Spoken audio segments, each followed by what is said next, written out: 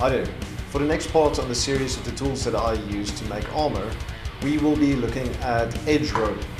Now, if you've been watching any of my previous videos, you would have seen me roll some edges on the band brace that I'm currently busy with, and these two edges were rolled using these tools. Now, I will be going over the hammers and the forms that I use to make these rolls.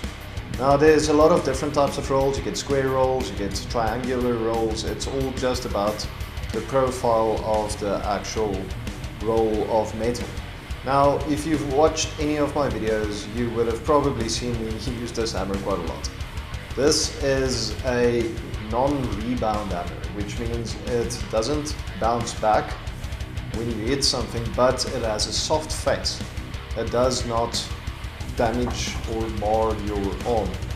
Now, this is a very, very handy tool to use for rolling edges, because you have to go quite slowly using a steel hammer. You can do it. It's actually the right way to roll an edge is using steel hammers with different forms like this. But this, I find it a little bit easier when working on 18 gauge mild steel. This just gives you that option of having more control without actually damaging the arm. Now, you've probably seen this thing as well. This is literally a piece of scrap plate that I picked up at the local steel scrap dealer, and it probably cost like 10 rand or something, and I literally just bent it a bit more in this vise and it gets clamped down. Now, this tape that I put on here, it is just to keep the metal from scratching when you're busy curling the edge of the plate around. You want to sand this edge off a little bit. Now, later in the process, when everything is finished forming, when making armor, you're going to have to sand the whole surface anyway. The reason why we sand it now is because this gap gets closed, and it's very hard to get in there with a sander and try and polish that bit up. So you do it lightly beforehand. I use a angle grinder with a 80 grit flat disc. If you look around, you should be able to find one of these, and I mount this quite stupidly into my vise. Put this in, give it a quick run, just get some of the spots out, and then you can start bending it over. With the angle grinder mounted in the bench vise, I carefully sand the inside edge of this roll. You don't have to be absolutely precise about it, you just want to get some of the impurities out of the metal before you close the metal in on itself. So you just give it a few passes and run it on the edge quickly.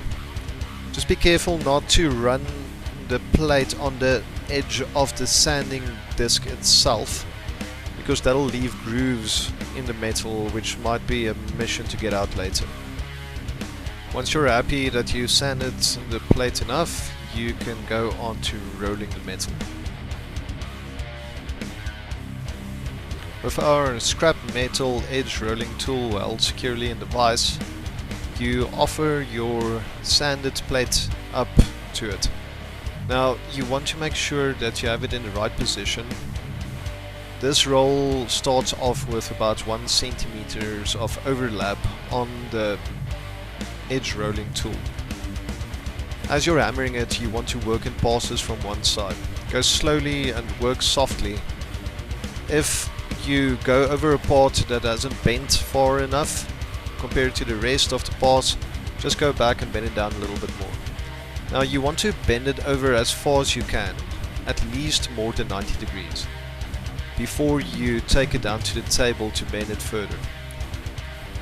You will notice as you're busy bending it that it becomes easier to keep the plate in the right position, and you don't have to worry that much about holding it there anymore.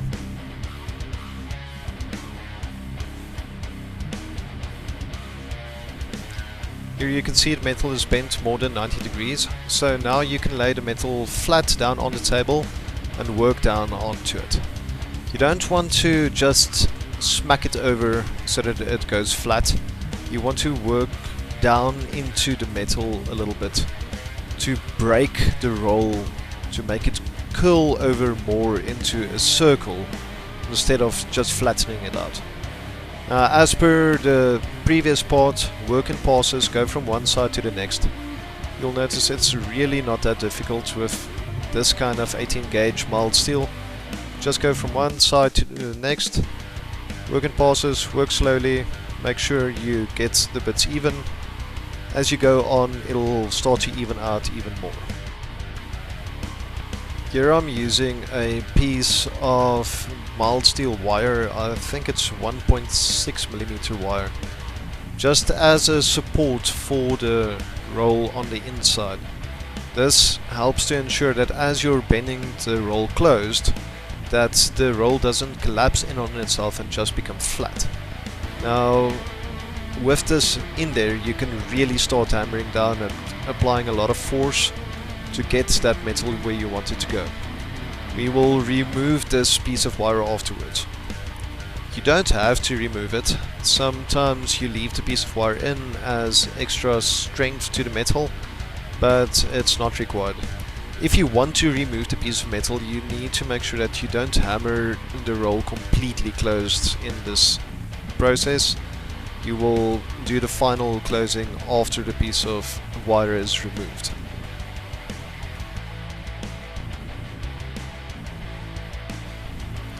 Turning the metal around, we're working onto the corner of the wooden table. This forces the edge of the roll in on itself a bit, and the wood of the table helps that the roll doesn't get marred and doesn't leave marks on it that you have to go and polish out afterwards. Using a pair of pliers, pull that wire out because we don't need it in there anymore. So we'll just cut off the one edge to make it easier, and then with a bit of force you just pull it out. There you go. And that is it. There is a completed roll.